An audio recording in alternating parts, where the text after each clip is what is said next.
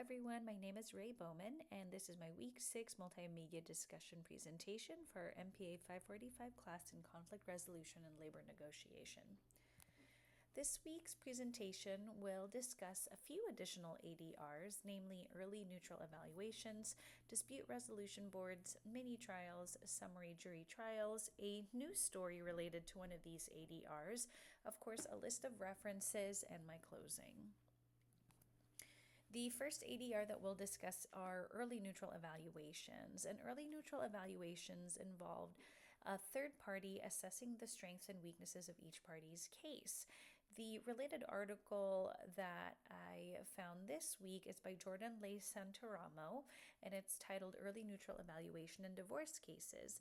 And this article essentially focused on the ways that E&Es can be used as a cost-effective ADR in highly emotional and charged financial disputes. Similarly to the textbook, it discussed how E&Es provides for both parties to get a realistic perspective on how strong their cases are and what the potential outcomes could be before they even go to court.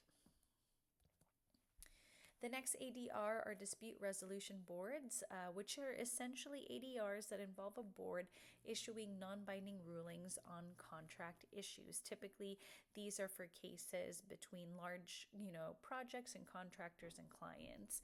The author that had written a peer-reviewed article on this is Michael T. Campreth, and his article is called The Use of Dispute Resolution Boards for Construction Contracts. The article highlighted how beneficial it is to utilize DRBs in resolving large construction projects because of the ability to choose knowledgeable professionals to sit on this board. The board is typically comprised of a panel chosen by the contractor and the client, which gives a lot of weight to the non-binding rulings that the board issues. The next ADR is a mini trial. It is essentially a voluntary non-binding hearing, more like an information exchange over cases that typically involve patents, employee grievances, and product liabilities. And it involves typically a judge or an attorney presiding over the dispute. And it's typically also much quicker, typically only a day or two, and more cost-effective than going to a full trial. One of the articles that I found is an article titled The Mini Trial, an Alternative Dispute Resolution Procedure, authored by Lester Edelman and Frank Carr. And this article provided a brief synopsis of the benefits of a mini trial and essentially presented it as a blend of a negotiation and arbitration, in that it is quicker and more cost-effective rather than going into a full trial. These mini trials are typically for cases that have clear legal resolutions and not ones where interpretation is up to the presiding court.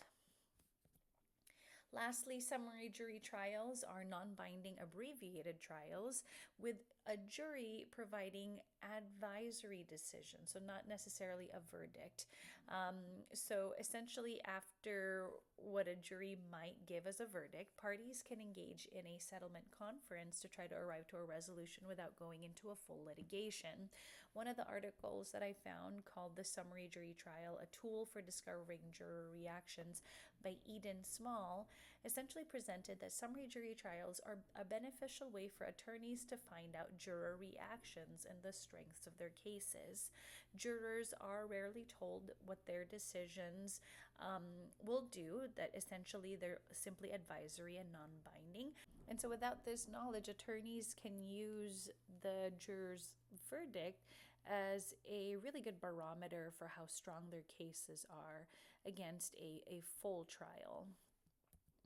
Interestingly enough, the news story that I found related to these ADRs relates to mini trials, and this was a news story published by CBS News back on September 5th of 2024, essentially discussing a potential mini trial related to President Trump's election interference case last year. So in this article, the CBS reporters had discussed how the judge presiding over this case had ruled that the special counsel at the time could file a case and maybe bring forth a mini trial to bring some information in front of a judge and the public, which would have been critical given the timing of the election of that year. So here is a list of my references used for this week's presentation.